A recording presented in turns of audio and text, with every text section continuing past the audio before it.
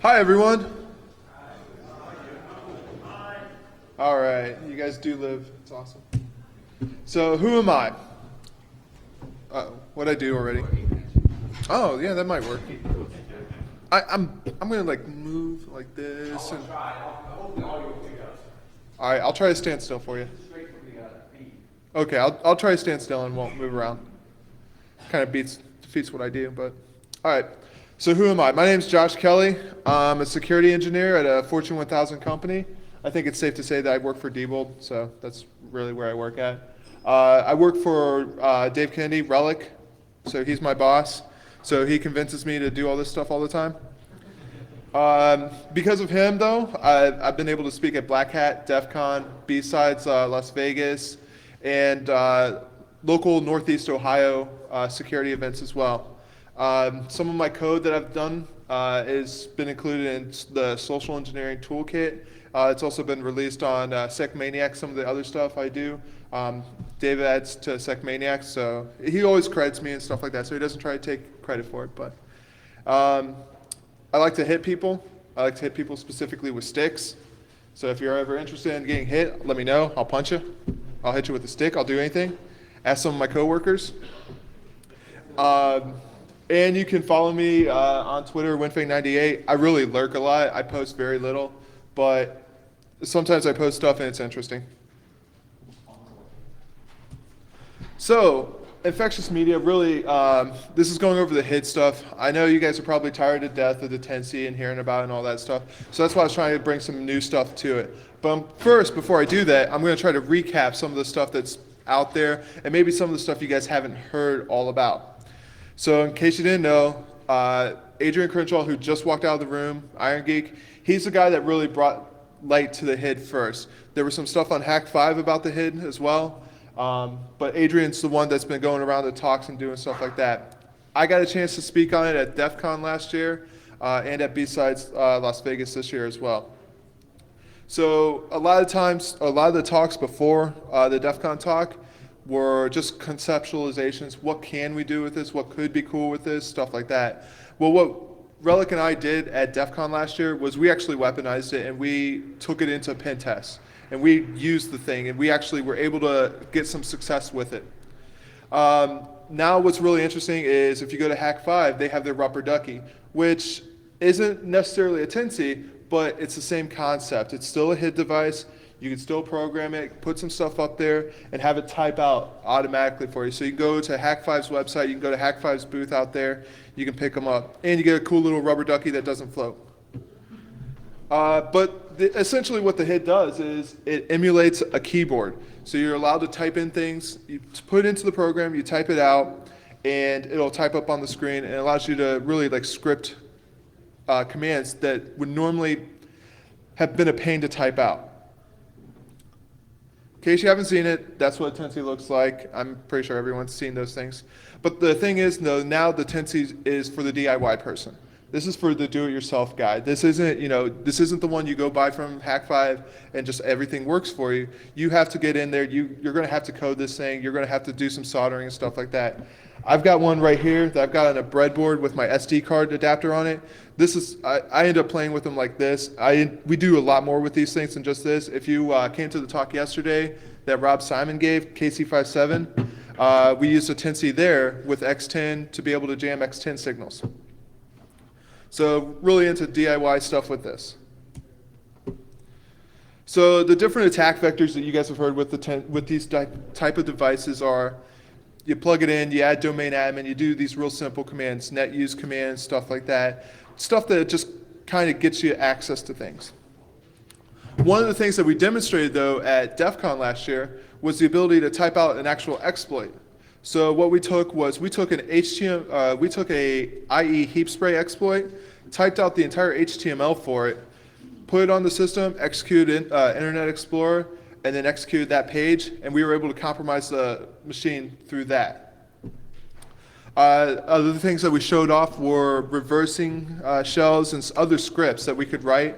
So we did a PowerShell script that created a reverse shell that immediately contacted back to the server. It was maybe about 20 lines of PowerShell code, real simple. You can do the same thing on Linux, and you can do the same thing on OS X using netcat and stuff like that, and it's even easier. But the big thing was that we had fun with it too. We were able to screw with coworkers. I don't know if you guys have heard the story about the one coworker I have that we decided to test my soldering skills and test my ability to conceal things by putting it inside of his keyboard. So we put it inside of his keyboard, and there's the actual code that we put on there, and it was just a mouse moves around every 30 seconds or so and clicks a button. We let it sit in his keyboard for a week without telling him about it. And our help desk ended up hating us more than this guy hated us because he contacted the help desk constantly. He was going to the help desk, because it was the mouse moving around. So he's like, I need a new mouse. You guys got to give me a new mouse. So they give him a new mouse. Then he's like, it's not the mouse, it's got to be the docking station. Give me a new docking station. So he got a new docking station, still going on. They're like, well, we don't know what it is. Well, it's the help desk, so what did they tell you to do? Re-image the computer. So they re-image the computer. That's not working for him. He's still getting frustrated. He's tearing out his hair. He's already bald anyway, so he's tearing out what little he has left. And he's just like, fine, just give me a new computer. Ah. So he gets the new computer, and it's still going on for him. He's completely lost his mind. He doesn't know what's going on. He's never tried to replace the keyboard the entire time. And what's worse is we got a guy sitting right next to him who was with me when I was putting it in, and he helped keep him away from his desk so I could put it there. And he's constantly going to my other coworker, and he's like, Ryan, what's up? I don't know what's wrong with this. Please tell me, help me out. You worked on the help desk. And he's just like, did you try the mouse? And that's it. That's all he would say to the guy. He was just like, I think he was going to strangle him too after he found out what happened. So this was all in a practical joke for our CSO, though. This was going to be a phenomenal practical joke on him, and I was going to lose my job for it if I did it. So Dave came in one day after a week of this going on, saw that I had still left it there, and I had no plans on telling him what was going on. Decided that I needed to get rid of the keyboard for him. So he pulled him into his office, talked to him about an hour about databases and all sorts of stuff, and that stuff makes this guy giddy. So he's giddy talking about database security, and so I go switch out the keyboard and everything like that, because in reality, I didn't want to lose the Tensy device. So I didn't want to lose the $16 device I bought on the internet and I had like hundreds of. So he gets that, and Dave finishes talking to him, and he comes back, and everything's working fine for him. He breathes a sigh of relief. A week later, someone told him what happened, and the guy hasn't talked to me since. I know, it's not a bad thing at all. Actually, it's really good. I don't have to hear about database security every single day. It's really nice to hear. But that's one thing you can do with the Tensy. I'm sure you've seen people put them in mouses and stuff like that and do all sorts of other cool things with them. But something else I heard people are doing, they're using these Tensy devices to jiggle the mouse every 5 seconds or so that way they don't have to worry about their screensaver. Because Lord knows, you don't want that poor sysadmin having to have a screensaver and having to go log on and type his password again every time he walks away from his computer. As a security practitioner, I don't want him to have to do that. So I don't have to send funny emails from his account and switch his screens up and do all sorts of stuff like that to him. But you can also do it embedded into presence for family and friends and stuff like that.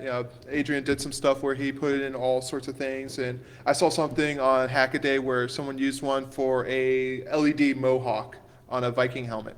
So these things are fun. You can do a lot of interesting stuff with them. But the less common attack vectors and the more lethal attack vectors are really, you can brute force a console log on. Everyone knows on Windows, if you have the console up on the screen and you try to log on to it and fail, and try to log on to it again and fail, and again and fail, and again and fail, and again, it's not going to lock you out. It doesn't care what your group policy says. It's not going to lock you out. You're at the console. So since this attack vector is having physical access, you plug this in. Well, this means now I can brute force your password. Okay, now it's a viable way to brute force Windows password at the console.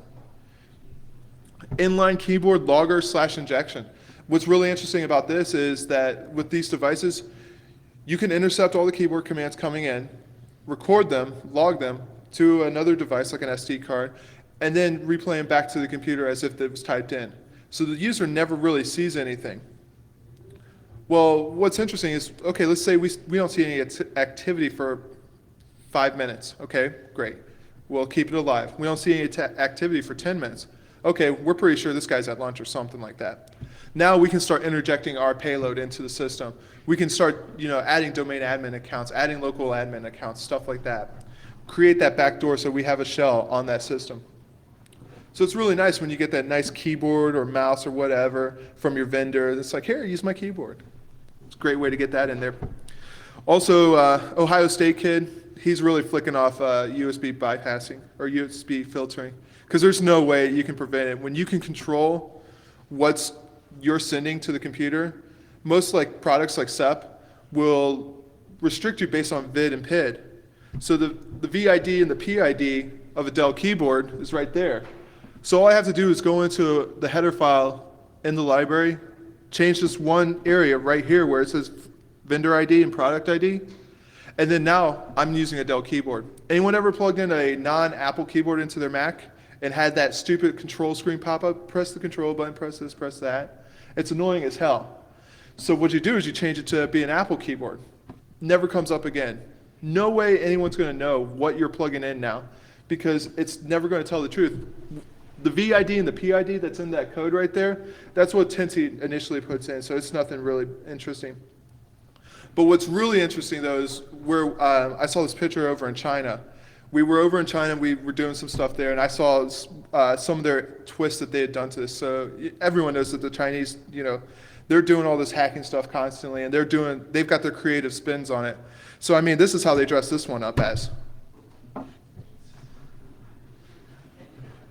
So we sent Relic over to China, and they dressed him up, unfortunately. That's traditional wedding ceremony garb that they wear over there, and he is the bride in this picture. I don't want to show you the other face because the guy, I don't know if he'll kill me or not, but he probably would. But yeah, so that's what Relic does in his free time if he's not on the computer. He has tried to pwn me so many times in presentations and have pictures of me doing all sorts of weird shit. I'm trying to get him back now. So a lot of the stuff we do with the HID is we put out there scripts. We do simple commands. So it's nothing that great. It's just basically a macro for us. Well, this year we decided, okay, let's go beyond just this macro, just this scripts, just stuff like that. Let's actually take executables and let's start placing them on the systems. But to do that, to place an executable on the system, we need to have the executable in a format that's easy to read, easy to understand, and easy to type out. So we need to start converting these. As you can see, an executable normally, if you just type it out on Windows, looks like complete and utter trash, and you can't type that through a keyboard at all. Has anyone ever found this smiley face key on their keyboard? You don't count, no, that doesn't count. Just because you know ASCII, you can't do it. So, but you can't really do it very easily. It's painful, it's hard, it just takes forever. So the easier way to do it is really to go through and change the files into a hex format or a base64 format, or base64. So what we ended up doing was we changed it to hex. But the problem is that the Tensi devices don't have a lot of room on there. The actual room where you can store strings at on a Tensi device is 2K. That's not a lot of room. And if you're trying to copy up even the smallest of shells to a system, 2K is not enough. So what we had to do was we had to use a library called PGM space. Now this is specific for AVR microcontrollers. What this library does is actually moves the file, or moves your strings from the flash memory where you have 127K or 32K, depending on what device you're using, and it allows you to move it from there and put it up into the running memory. So this way you can move large strings around. This is just a real simple program up here demonstrating how it's used. But if you actually take a look at some of the code that's in set, you can see that we store hundreds of thousands of lines in there. So we are able to fill up the memory space on a Tensi device, even the large Tensi devices, and move it around. So that's really key to be able to copy files to and from the system. Actually, only to the system, really. So what about a shell? I know that the Hack 5 guys, they have a shell on theirs, and it's about 1.4K. It takes 10 minutes to type out. So it's big, and it takes forever to type out. We found a shell that's 804 bytes. So that's actually all the source code there, right there. And as you can see, when I looked at it on my Mac, it was just 804 bytes. If anyone's interested, they can go to the website there, tarasco.org/security/tiny_bind shell. They can download this bind shell. You can use it for whatever application you want. I thought it was just a really cool find. It was something awesome that I wanted to share with people. But we do leverage this. We put it into the 10C, and we can execute a bind shell, and we're solid. But really, a simple bind shell doesn't do it for us. So what we need the Swiss Army knife of payloads. We need Meterpreter. So trying to really condense down Meterpreter as much as possible, you run MSF payload, and then you throw it through UPX, and this is what you get. You can get a packed executable that's 47K. That's pretty small for a payload. Especially for Meterpreter, which is great. But there's a problem with that, and the problem is that the Meterpreter payload is 47K, but the 10C, the small 10C device, is the one that I showed you the picture of earlier on, only supports 32K. And you have to also include your program in there to copy the file out. And it's really painful. And when you do the conversion to hex, it's going to be larger. So the little tiny 10C is out, so you're not going to have a nice little small form factor. So you need to go with the larger 10C, which will give you 127K, but the form factor is a little bit bigger. But it's still easy to hide. So being able to convert an exe to hex is that simple. 3 lines. Import bin ASCII, open the file, print out the bin ASCII through Hexify. There's nothing more to it. That will produce a hex representation of your binary. So once we do that, we get the binary that we want. We've put it through Hexify. We've got it now a typable payload. We need to be able to convert that hex back over to a binary on the Windows machine or on whatever machine that we're using. So to do that, we need to use Python again if it's a Linux or an OS X box, Perl. But on Windows, we end up having to use Visual Basic scripts or PowerShell. So inside of set, there's already this done for PowerShell and for Python. So you can do this on OS X, and you can do this also on Windows. But what about the really large files? And I mean the really, really large files. That's her lunch, by the way. Yeah, that's her lunch. If you're in this room right now and this is you in the picture, I'm very sorry. I didn't know who you were. I just Googled you. So the thing is, the 10C++ or 2.0++, it only supports 127K of memory. So even still, 127K isn't a lot to deal with.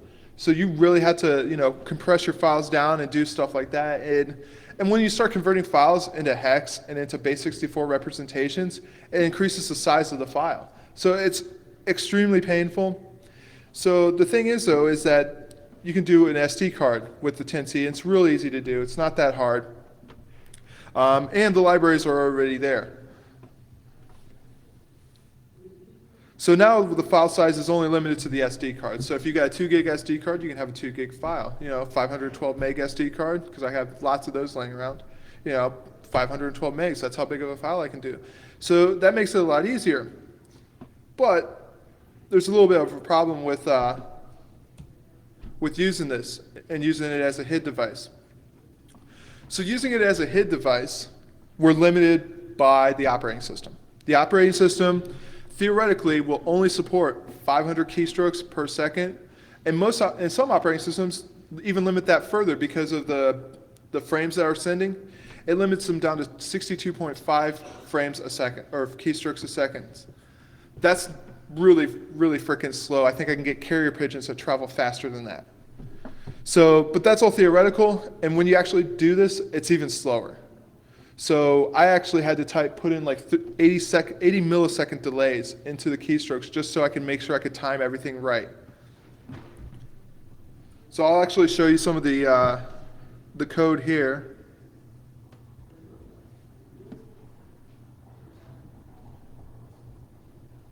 So for those of you that are not familiar, this is Arduino. This is the IDE for it. A lot of programming, a lot of the stuff that if you're using set or if you're using some of the stuff on the internet that you download, you're going to be using this in here.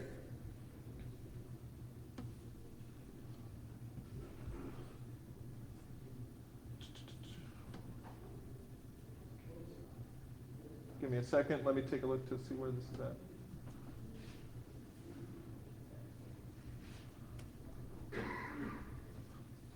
So here's what you see here is we're actually opening up a file off the SD card called converts.txt.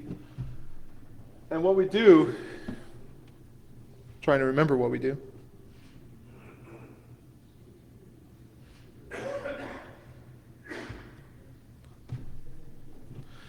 So we open up the converts.txt. We take a look to see if the data file really exists. And then what we do is we take a look at the size of the data file, and then we start using the, we just start printing it out byte for byte, the byte representation of the data file to the computer through the keyboard.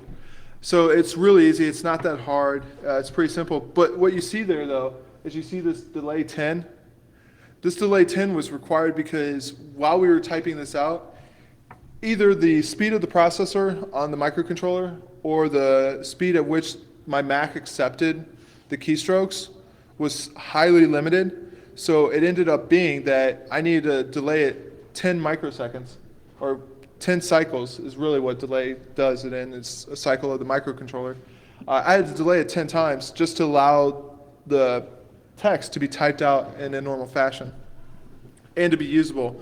If this wasn't in there, the text gets typed out so fast that it gets lost in its buffer and it gets overwritten and it won't be able to copy to the system correctly.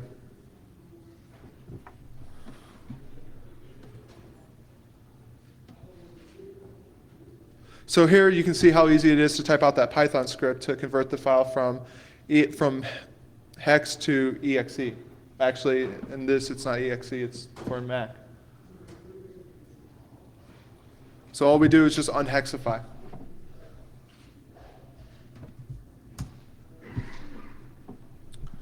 So that's the problem that we run into with the SD cards.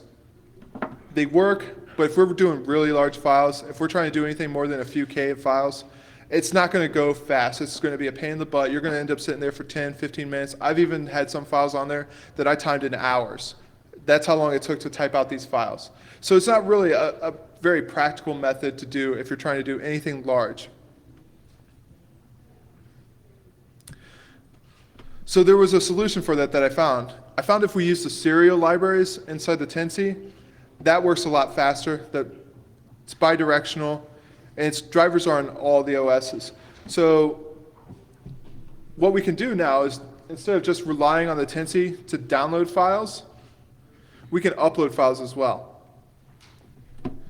Not only that, but we can also look around to see what's on our SD card, and we can actually interact with our SD card as if it was a USB drive. But it's not enumerated as a USB drive. It's now enumerated, in this case, as a USB serial modem. Most people aren't blocking USB serial modems, so it's pretty easy to get around that. So why is it better? Again, bypassing device control. You can upload, download files, faster transfer of files. So what I did was I wrote an interactive shell to work with the Tennessee device as a serial drive in a serial mode, so I can upload and download files from there. So one of the problems is that I need to be able to enumerate the device as a serial device or as a HID device first, so I can copy my interactive shell program, which is only maybe 100 lines of code or something like that. I'll show you here in a second. But I need to be able to enumerate it as a HID device first, then shut it off essentially, re-enumerate it as a serial device, and then open up this channel between the two.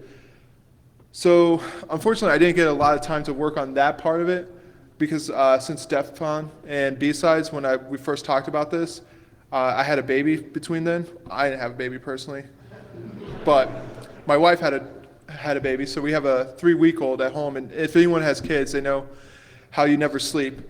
So I'm here, this is my vacation, and I've been able to sleep. It's been awesome.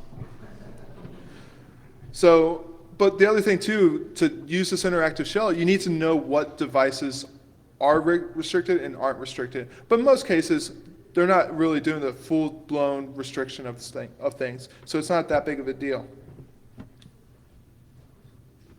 So let me go ahead and show you the interactive shell.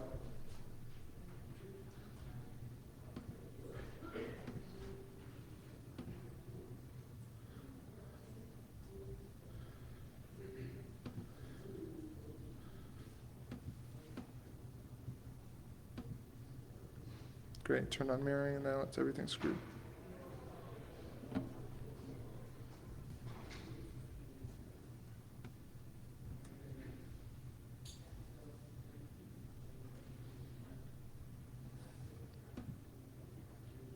Okay. So here's the interactive shell. It's not a lot of the lines of code, and I'm not a great programmer, so by all means, someone else can look at this and say, wow, that's a giant piece of shit. I'd agree with you. It is. But the big thing is here is that it supports uploading files, downloading files, clearing out the buffer, and just doing file directory listings. So, I mean, if someone has more time and devotion to this, they're going to be able to create a graphical user interface that automatically pops up. And so once it pops up, you can sit there, plug this thing in, boom, now you have an interactive shell or a graphical user interface that you can copy files up, download files, upload files, do all that great stuff. So it's a lot easier to work with. So, why are people even bothering trying to restrict USB devices like thumb drives and stuff like that when you can get around it now?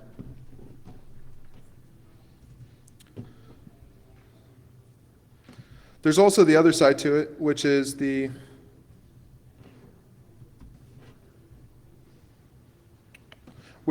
the Arduino or on the 10C device itself.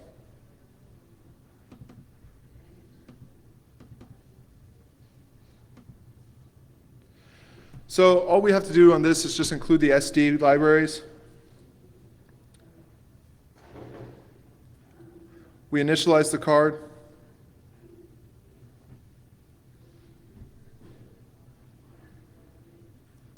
And then basically, if we can sit there, take in ls or dir, we'll do a directory listing. We get files. It's pretty simple stuff. So it's not a lot of complexity in there. So it's very easy for someone to do. What's up? 1 second, sorry. Yeah, no problem. We had a video. As long as I didn't do it.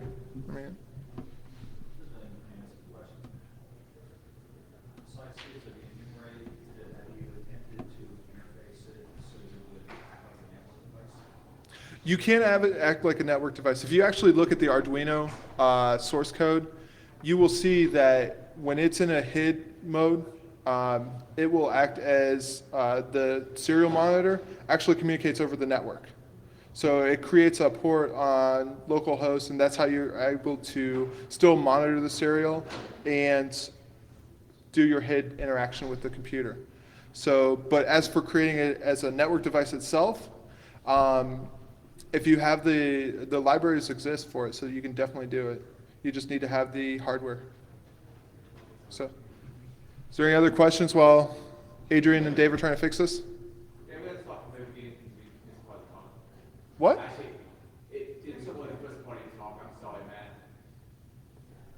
We had issues. Do it again?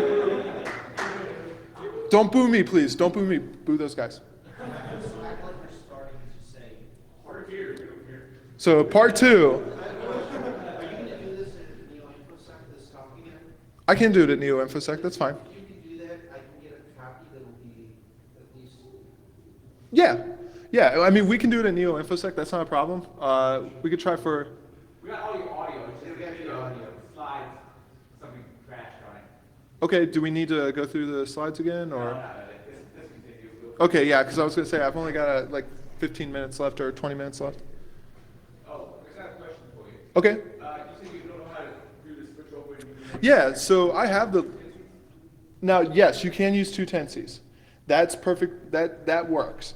But the thing is, though, is that you're using two tensies. You're using two USB slots. You want to try to I want to try to condense this down as much as possible. I want to try to make it in one device. So if we take a look here, How are you doing it currently? two tensies. Hub, one USB slot, one USB hub. I have one tensie here, and then I have another one I plug in. So, like I said, I just had a baby, or my wife had a baby, so I haven't got to that point where I got that done. But, I'm sorry? Absolutely. Of course I feel like I'm the one that had the baby. I don't know what childbirth is, so I don't know. I go to the bathroom, I feel like I have a baby. I mean.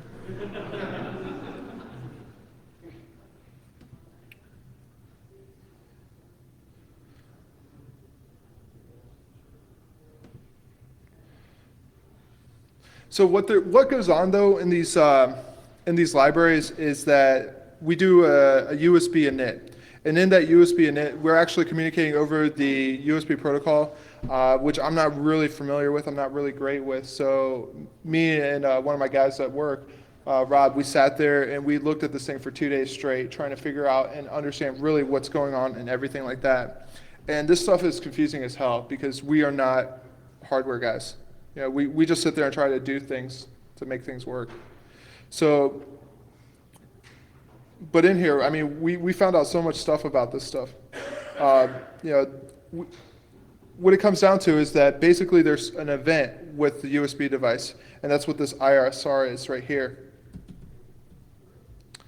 There's an event with the USB device, this interrupt, that happens when you plug in the device. So in this ISR, it initializes your USB device upon seeing power. And then there's another one down here a little bit further, USB COM-VEC, that enumerates again when you have your first communication. So what we've been working on, and what we're still working on, is trying to see if we can lie to the system and get these interrupts to be changed again for us. We haven't been successful so far, but we're still working on it. This is really where I need to sit down, buckle down, and look at the USB protocol. Read that whole document and see if this is even possible. Because if it's not possible, then I need to go the USB hub route and just have a USB hub tied in, and that will be able to do everything I need. Thank you, Adrian, for that idea, though. Good news, we actually have this part. We just have a segment where we have the frames dropped out of the slide. So, awesome. So what I'm going to do is I'm going to plug in the device that I have here to kind of give you an idea of what is capable. Let's go ahead and connect this to my Mac.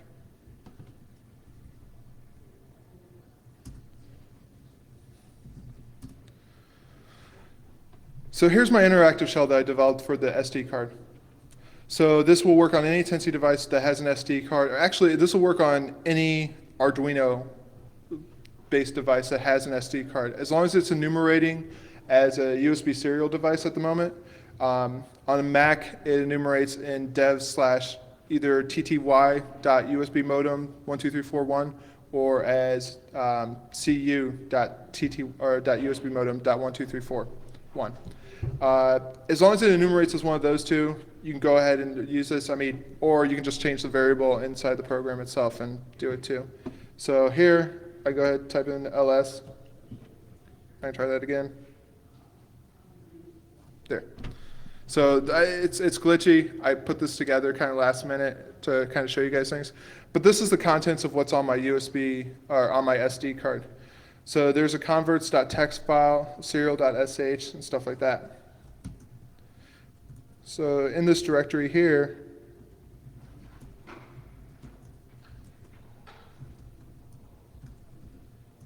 nothing's in here.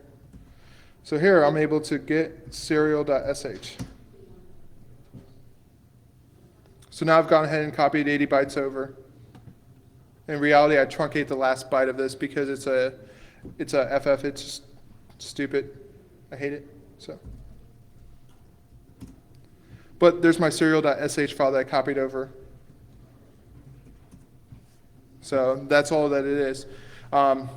That's how easy. In the serial.sh file, this is also how you can just read from this, the serial device in Bash as well. It's pretty simple, pretty easy.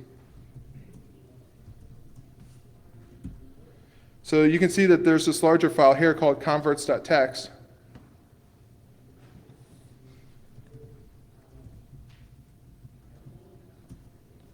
So it takes a little bit of time because we have to wait for the buffer to fill back up. The buffer only supports 1,024 bytes at a time, so we need to fill the buffer up, clear it out, do all that stuff. Anyone that's done any networking type stuff knows about that. So there's our text file, and this text file is actually just a hex file. So that we used in the demonstration at B-Sides. So when I was able to get this, it made me happy. It made me like silly happy. So I'll show you how happy it made me.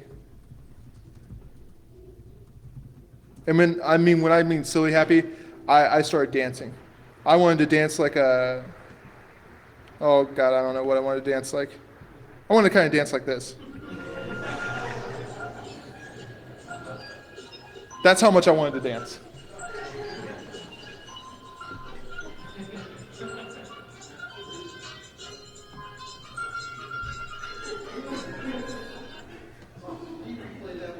Yeah, we can replay that.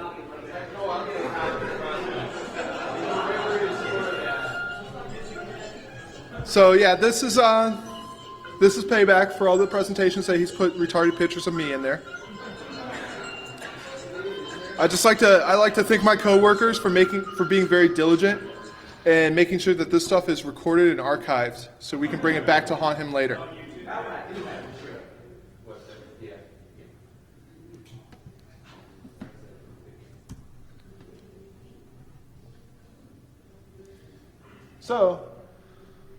So I mean, it's a work in progress. I'm still working on it. I'm going to be sharing the code here in a few weeks and stuff, so other people can work on it too. Other people can take a look at it and see if they can help me out. I'm not a C guy. I just learned C to do this type of stuff. So I mean, I know there's C gurus out there that can help me out. I mean, tell me what I'm doing wrong. Tell me what I'm doing right. Tell me that I'm a complete piece of shit and why did I waste your time? That's fine. So, but pretty much any questions?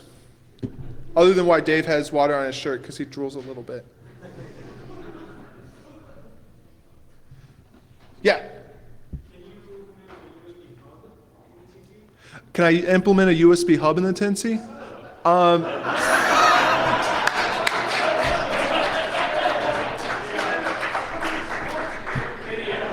Thanks for the support, Dave.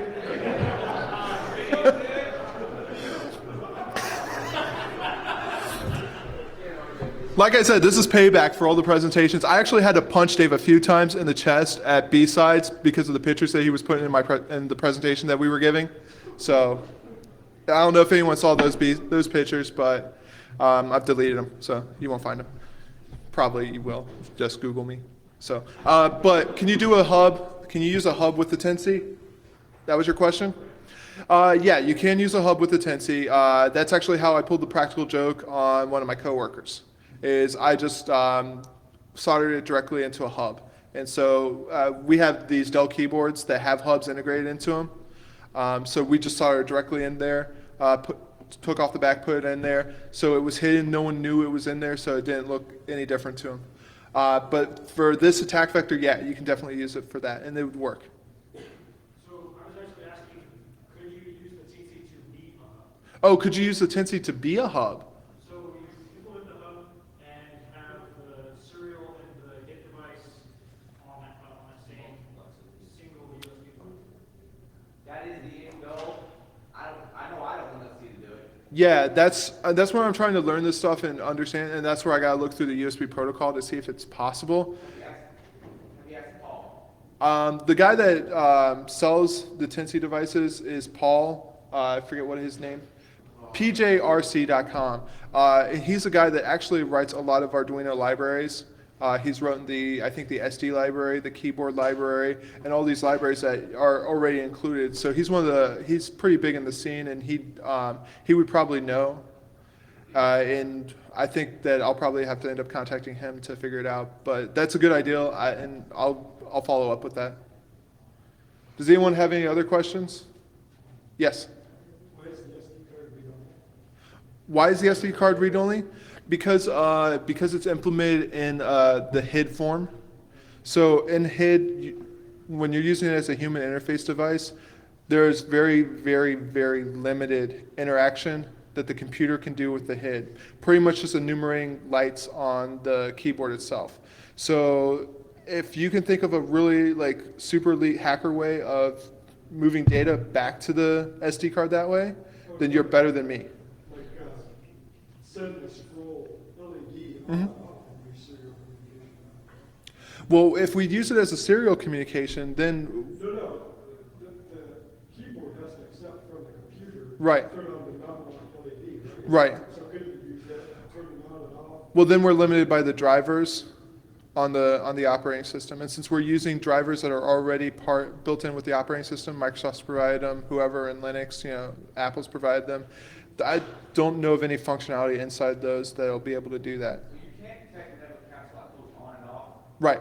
I'll scroll out and all that, and detect that. If you couldn't send data back, I have to imagine it would be incredibly slow for data. Yeah, we're essentially sending Morse code back to the computer or back to the SD card. And I mean, with the keyboard as is right now, you can only send 500 keystrokes a second, which is pretty slow. 500 bytes a second is not very fast. So, I mean, talk about, reducing that down to 1 byte a second. And it's just, in theory, yes, you could do it. Practicality, it's not worth trying. So any other questions? Yes, you in the red shirt. Can we see David's wedding picture one more time for cheap seats? For the cheap seats? Wait.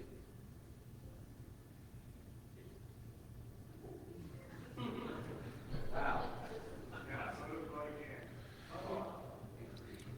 Yeah, yes. Now, you Adrian. implemented a keylogger as well. I was trying to do that, and I had to go into his PS2 library, Mhm. do some massive changes to see extra characters.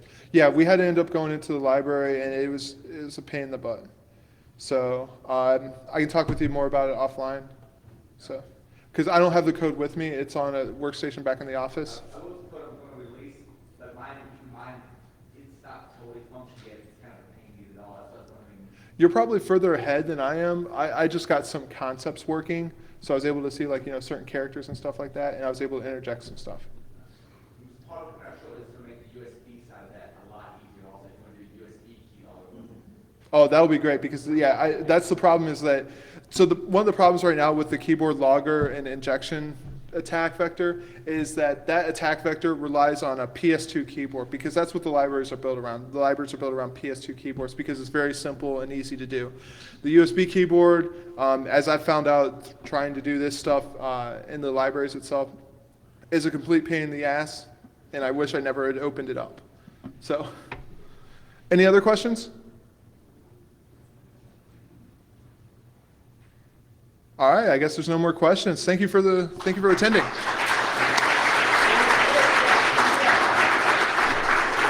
Why am I leaving this up, Dave? Don't unplug your laptop Why am I leaving this up, Dave? because we need to do some stuff. No, you realize he's my boss, Dave. So who's blacked out in that picture? Someone else that can get me fired.